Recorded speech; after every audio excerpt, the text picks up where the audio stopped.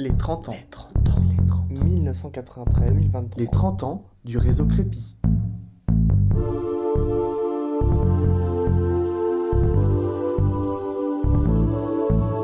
Je me présente, Magali, j'ai 54 ans.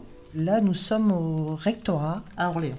Depuis le mois de septembre, je suis une partie, 50% assistante administrative et 50% dans l'accueil. Pendant 20 ans, j'étais aide à domicile. Donc, je m'occupais des gens à la maison en fonction de ce qu'ils avaient besoin. Et au bout de 20 ans, je me suis dit je ne pourrais pas faire ce métier jusqu'à 60, à l'époque 62. Et donc je dis il va falloir que je fasse quelque chose. Et c'est vrai que physiquement j'étais cassée de partout, dans la tête aussi parce que je voulais faire autre chose. Donc j'ai commencé en 2018 à faire un bilan de compétences. Et en 2019, j'ai entamé une formation pour faire assistante administrative commerciale et de communication.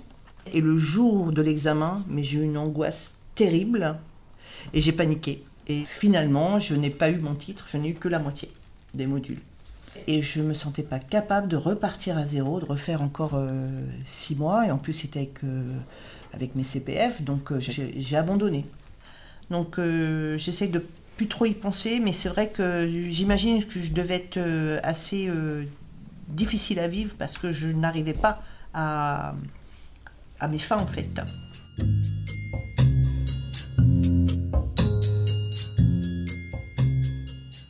Un jour, je suis allée à Vourombe, près de chez moi. Je vois Crépi et là, la responsable du Crépi vient vers moi et on échange. Il y a un échange vraiment important sur ce que moi je recherchais depuis longtemps et ce que le Crépi proposait vraiment collait à la situation.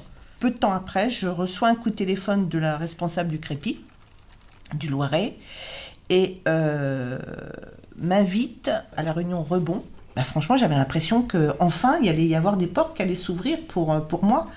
Parce que tout à l'heure, j'ai dit que j'avais pas de diplôme, j'avais pas d'expérience, et puis j'ai de l'âge aussi.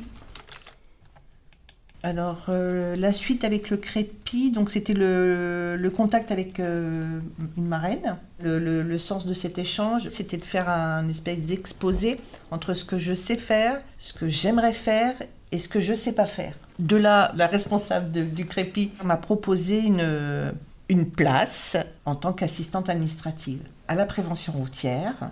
Et ça, pour moi, c'est ce qui m'a apporté beaucoup de réconfort. Parce que je me croyais vraiment pas capable du tout de travailler dans ce domaine. Et puis finalement, c'est ça que je veux faire.